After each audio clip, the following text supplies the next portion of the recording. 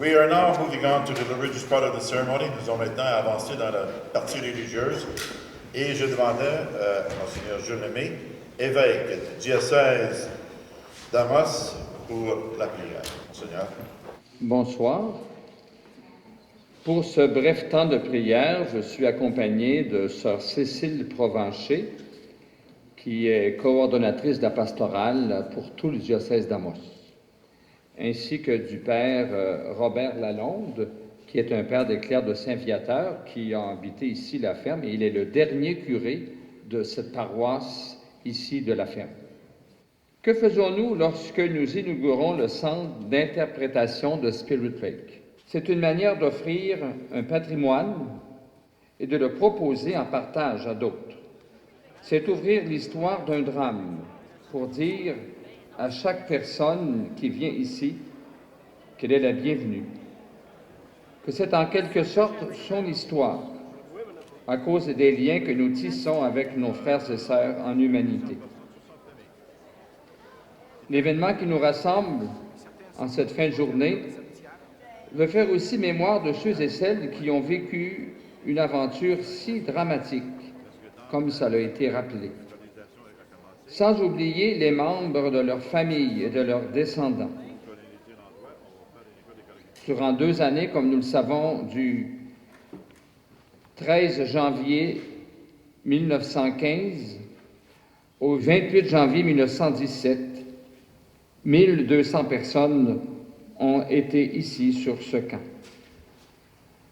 Aujourd'hui, il nous est donné de découvrir, de prendre conscience que le camp de détention de Spirit Lake à la ferme fut l'un des 24 camps érigés au Canada lors de la Première Guerre mondiale et possède un caractère unique. Je répète ici des choses qui ont déjà été dites, mais ça me paraît important pour que ça reste gravé dans notre mémoire. C'est le deuxième plus important de ces camps au Canada. 1200 détenus à majorité ukrainienne. Un des 2 seuls camps accueillant des familles. Un des rares sites où l'on retrouve encore aujourd'hui un cimetière des prisonniers morts durant le camp. En ce lieu, capable de nous émouvoir, me viennent les mots du pape Paul VI à l'ONU. Jamais plus la guerre, jamais plus.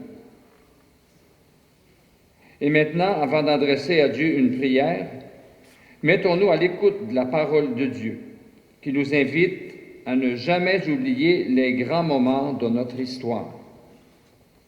Le texte est tiré du livre d'Isaïe.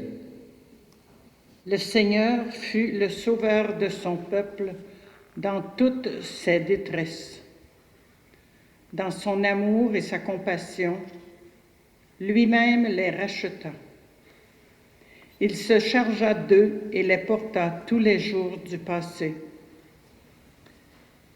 Vraiment, Seigneur, tu es notre Père. Nous sommes l'argile et tu es le potier. Nous sommes tous l'ouvrage de tes mains. Accorde à ceux et celles qui y viendront d'être au service de la vérité de l'histoire, qu'ils travaillent à rendre le monde plus humain. Nous te le demandons par Jésus le Christ, notre Seigneur, et que la bénédiction de notre Dieu soit pour que ce lieu en soit un où on se souvient, mais où on prépare l'avenir dans la paix, dans la solidarité, la compassion, au nom du Père et du Fils et du Saint-Esprit. Merci, Monseigneur. We wish you a safe back trip home, wherever you come from.